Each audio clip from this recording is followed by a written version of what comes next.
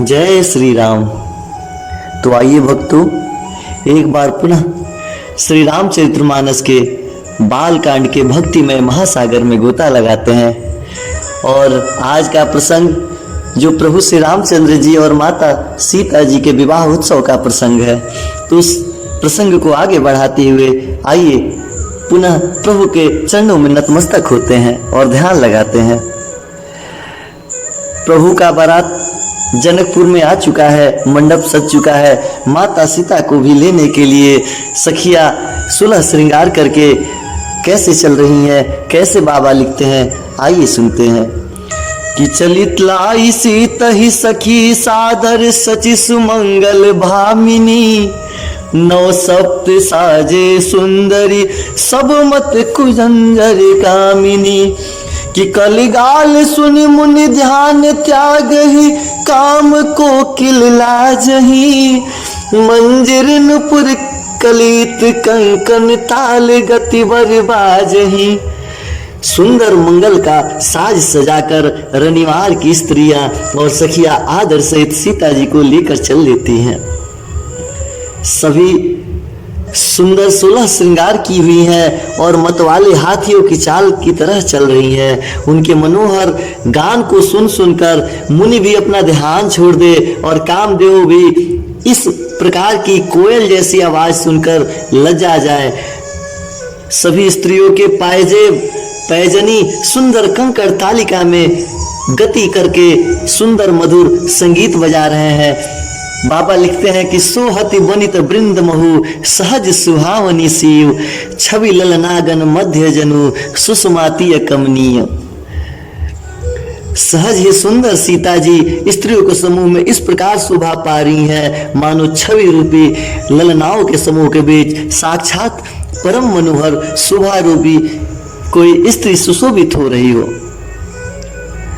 सिय सुंदरता वर्ण न जाई, लघुमती बहुत मनोहरताई। आवत दिख बरातिन सीता, रूप राशि सब भांति पुनीता। सीता जी की सुंदरता का वर्णन कोई कर नहीं सकता है, क्योंकि बुद्धि बहुत छोटी है, शब्द बहुत कम पड़ जाएंगे, और माता का मनोहरता तो बहुत बड़ा है। रूप की राशि और सब प्रकार से पवित्र सीता जी की चाल देखकर बारातिया देख जो बारात में आए हुए थे, जनपाल पुरुष स्त्री सब लोग देखकर मन ही मन पुलकित होने लगे। माता सीता को बारातियों ने आते देखकर मंडप में एक स्वर में प्रभु की जय जयकार लगाया है। सब ही मन किए प्रणामा, देखे राम भय पूरन कामा। हर से दशरथ सुतन समेता, कहीं न जाए और आनंद जेता।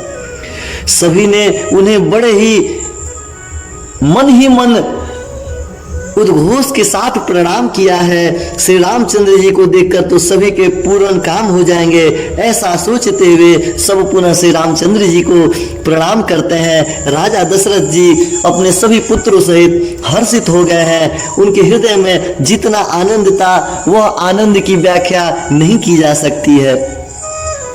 सुर प्रणाम कर बरसहि फूला, मुनि आशीष धुनि मंगल मूला। गान निशान कोलाहल भारी, प्रेम प्रमोद मगन नर नारी।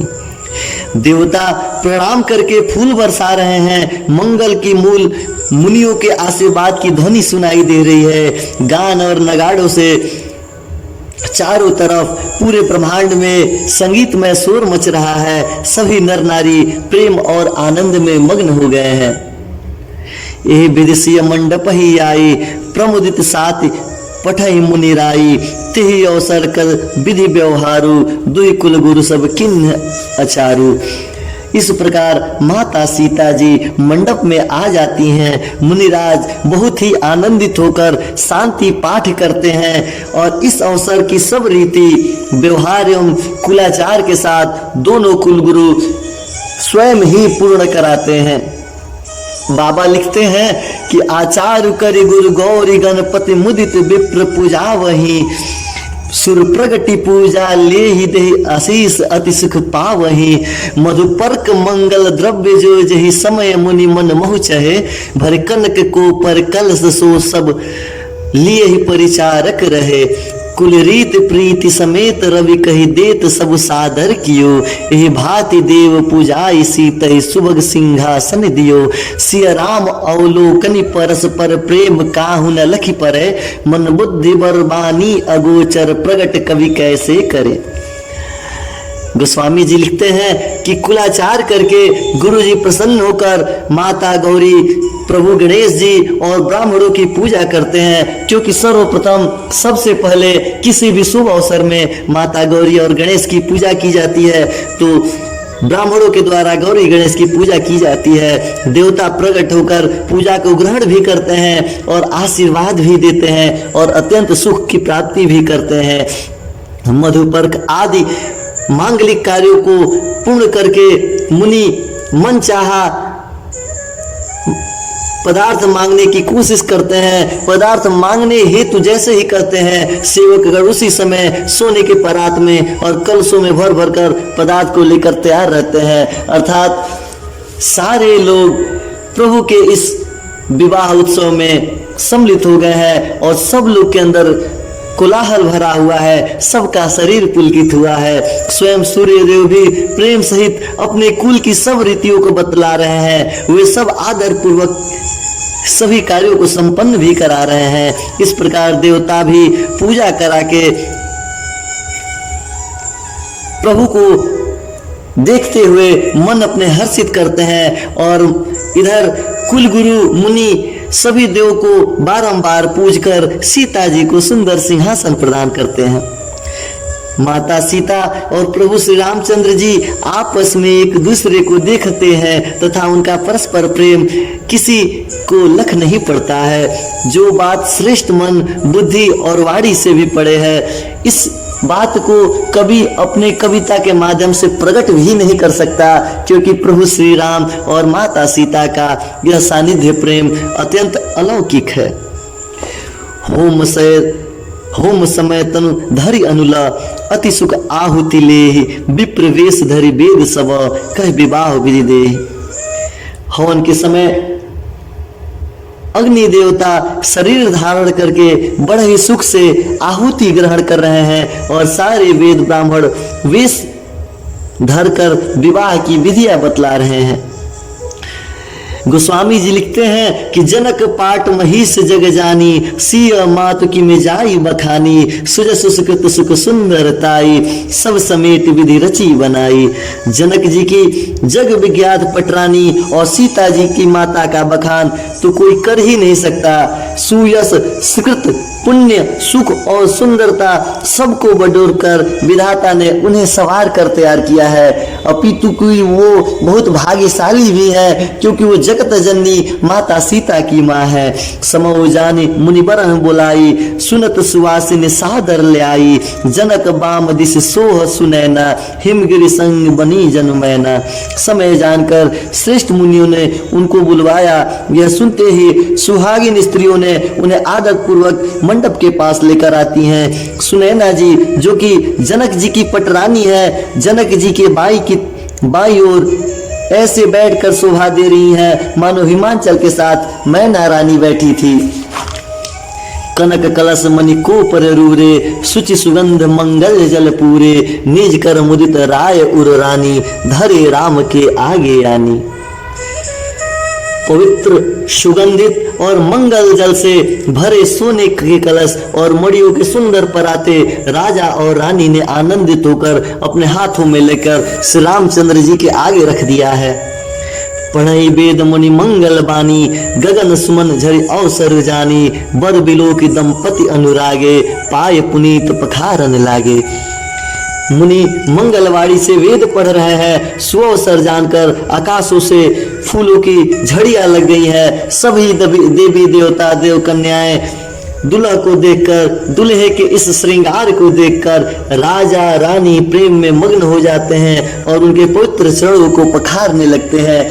मुनि के आदेशानुसार प्रभु के पवित्र चरण को धोया जा रहा है। बाबा लिखते हैं कि लागे पखारन पाय पंकज प्रेम तन पुल कावली नभ नगर गान निशान जन जय धुनि उमगी जितु चहु दिस चली जे पद सरोज मनोज अरि उर सर सदैव विराजही जे सिकृत सुमिरत बिमलता मन सकल कलिमल भाजही जे परसि मुनि बिनती लही गति रही जो पात कमई मकरंद जिनको शंभु सिर सुचिता अवध सुर बर नई करि मधुप मन मुनि जोगी जन जे से अभिमत गति लहे ते पद पखारत भाग्य भाजुन जनक जय जय सब कहे बर कुंवरी कर तल जोरी सखा चुर दो कुल गुरु करे भय पाए निगनु बिलो की विदुसुर मन जमुनि आनंद भरे सुख पूल दूलहु देखि दंपति पुलक तन हिल सोहियो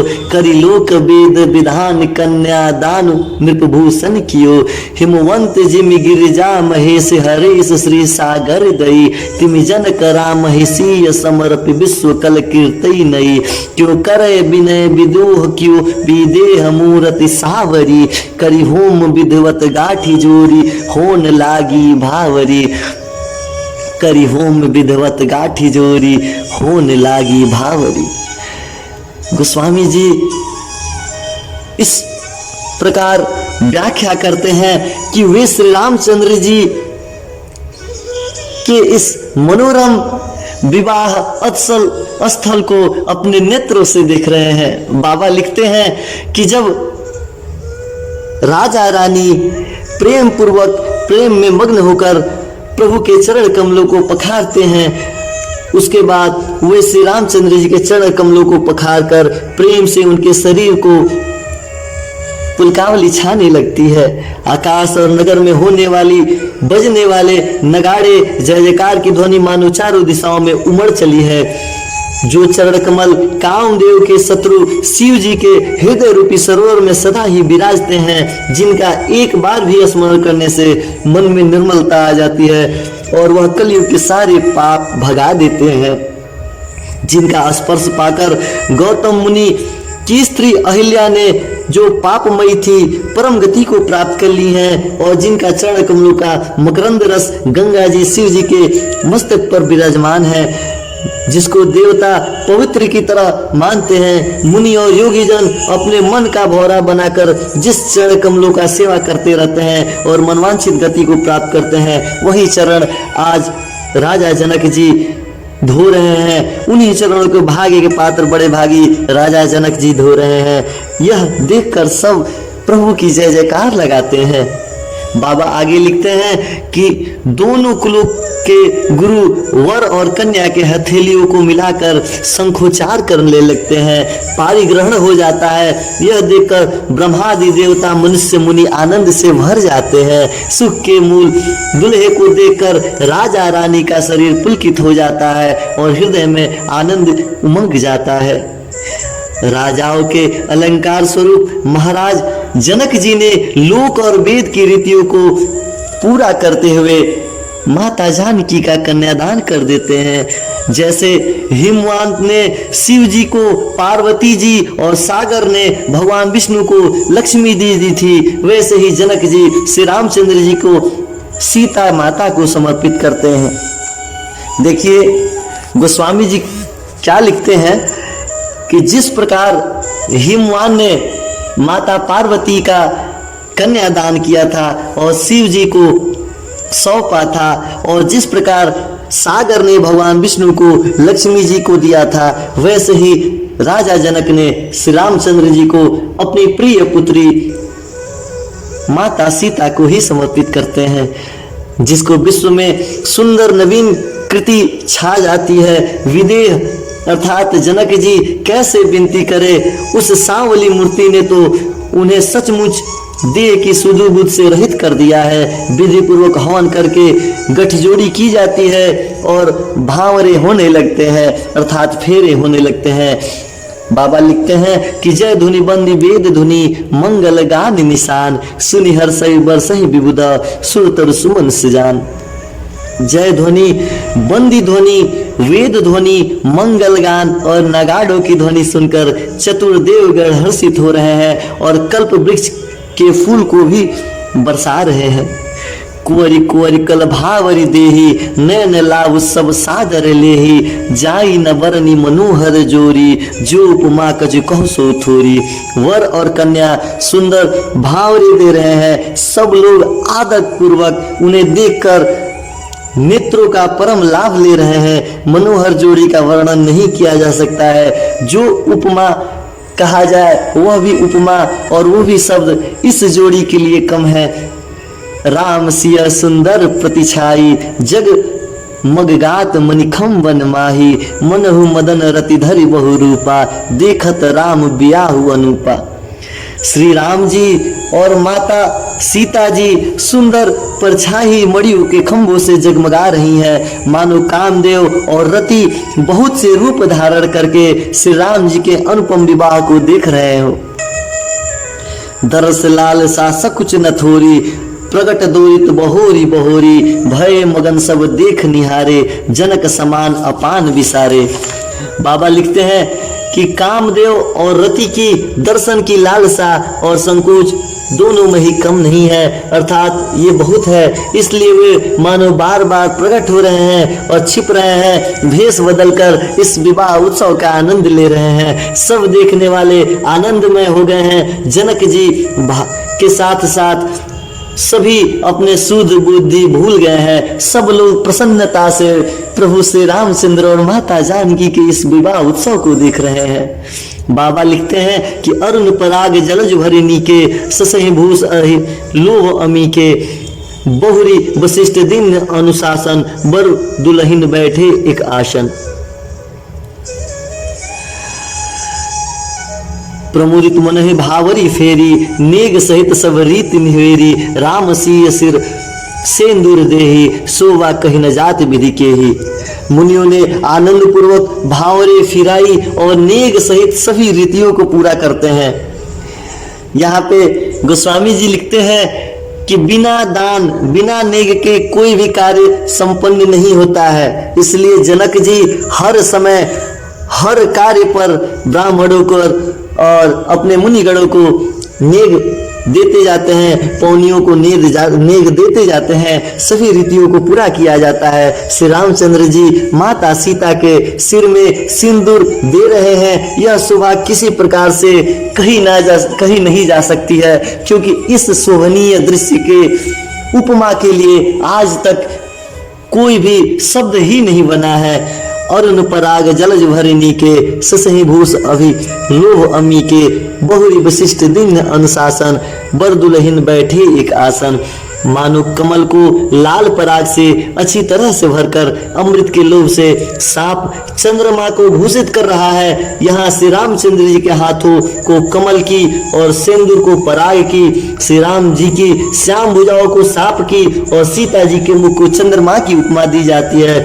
फिर वशिष्ठ जी ने आज्ञा दी कि अब दुल्हा और दुल्हन एक आसन पर बैठ जाए। यह सुनते ही प्रभु श्री रामचंद्र जी और माता सीता जो कि जनक जी के पास बैठी थी, आकर प्रभु श्री रामचंद्र जी के पास बैठ जाती हैं। बाबा लिखते हैं कि बैठे बरासन राम जान के, मुदित मन दशरथ भय, तन पुलक पुनि पुनि देखी अपने सुकृत सुरतुर भलने, भरिभुवन रहा उछाह राम विबाहु भास वही का, के भांति वर्ण सिरात रसना एक यहु मंगल महा।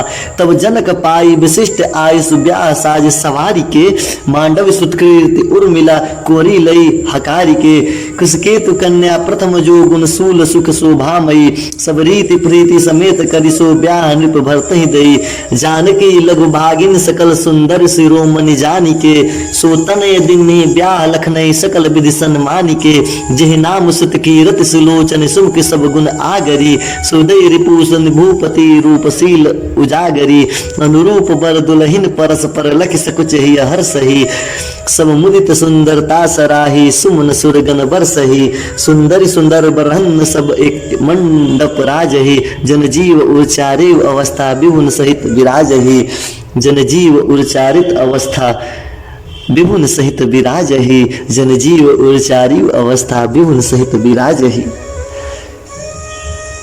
यह व्याख्या को सुनकर सारे अखिल ब्रह्मांड के मनुष्य के मन में हर्षोल्लास एवं पुलकित होना स्वाभाविक है। बाबा लिखते हैं कि श्री रामचंद्र जी और जनक जी एक दूसरे को देख रहे हैं, क्योंकि जनक जी ने माता सीता का कन्यादान कर दिया है और उसके बाद श्री रामचंद्र जी माता जानकी के साथ श्रेष्ठ आसन पर बैठ गए हैं। उन्हें देखकर दशरथ जी भी मन में आनंदित हो रहे हैं। अपने सुकृत रूपी कल्प वृक्ष में नए फल आ गए हैं, यह देखकर उनका शरीर बार बार पुलकित हो रहा है। 14 भुवन में उत्साह भर गया है। सबने कहा कि श्री रामचंद्र जी का विवाह हो गया। जीव एक है और यह मंगल महान है, फिर भला वह वर्णन किस प्रकार समाप्त किया जाए। बाबा लिखते हैं कि तब वशिष्ठ जी के आज्ञा पाकर जनक जी ने विवाह का सारा सामान सजाकर मांडवी जी, सुतकृति जी और उर्मिला जी, इन तीनों राजकुमारियों को बुलाते हैं। कुशध्वज की बड़ी कन्या मांडवी जी को, जो गुण, शील, सुख और शोभा की रूप थी, राजा जनक ने प्रेम पूर्वक सब रीतियों करके भरत जी के साथ ब्याह दिया है। जनक जी की छोटी बेटी अर्थात जानकी जी की छोटी बहन उर्मिला जी को सब सुंदर स्त्रियों में सुड़वान और शिरोमणि जानकर उन कन्या को सब प्रकार से समान करके लक्ष्मण जी के साथ ब्याह दिया जाता है। और जिनका नाम सुतकृति था और जो सुंदर नेत्र वाली थी, सुंदर मुख वाली थी, सब गुणों की खान थी और रूप और शील में उजागर थी, उनको राजा ने शत्रुघ्न जी से ब्याह दिया है।